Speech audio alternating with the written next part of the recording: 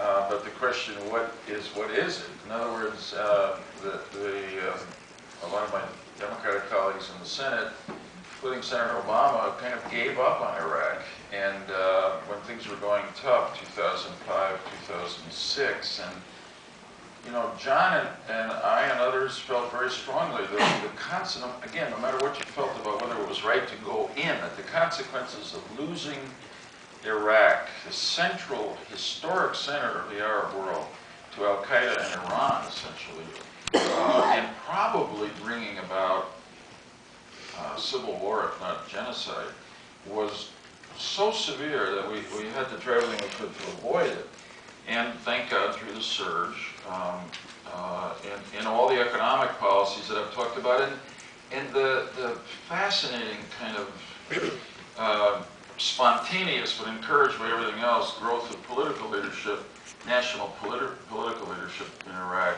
So the goal has always been to leave, but not to leave on a politically mandated timetable from Washington, but to leave, I guess, under two circumstances. One, if you felt there was nothing we could do to achieve nothing more we could do to achieve our goals in Iraq, which were to help them be a self-sufficient, self-governing country. Thank God we haven't come to that point. But the second is, when do we achieve those goals?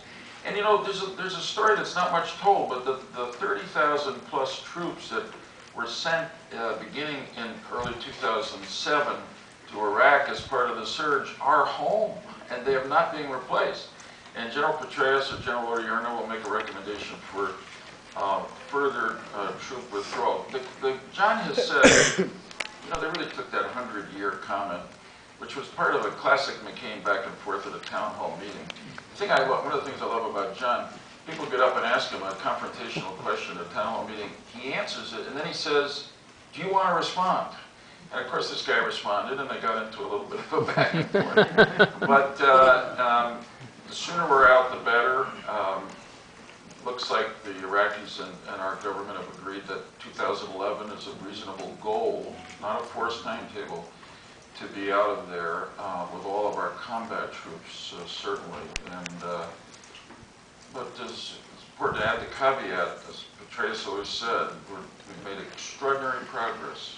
Anbar was just turned over, the whole province, to the Iraqis. I mean, that was, McCain and I went there in December of 2006, and he was not happy that the Marines wouldn't let us go to Ramadi, which is the central city, and they wouldn't let us go because it was not safe. Now, it's because Al-Qaeda was in control. So that's my answer. You know, I apologize for having to go. I just want to say generally, this is a remarkably substantive conversation for a political convention.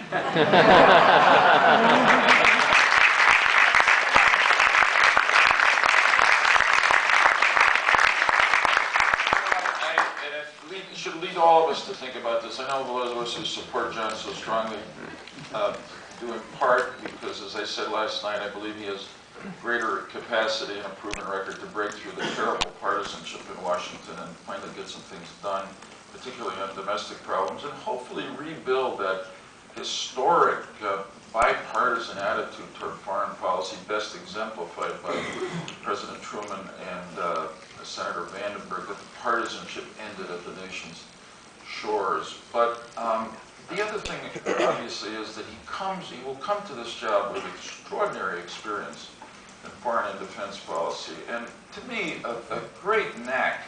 It's more than a knack, a really strong record of having had the right instincts, understanding that America is about freedom and the spread of freedom. Obviously, we have to do everything we can to protect our security, and a real belief in building alliances. I think one of the most moving things about traveling around the world with John, when he goes into a country that may not be as free as we want it to be, he makes sure that we not only see the president or the prime minister, but we see the human rights activists, the dissidents.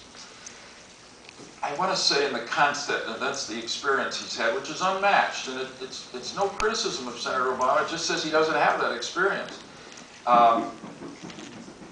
It's not going to be easy to be president of the United States come January 20th, 2009. I was thinking about it the other day. It's the first time since 1968 that there will be a change of administration in wartime. I mean, we're at war, Iraq, Afghanistan, and the most multidimensional global war with Islamist terrorists that we're in.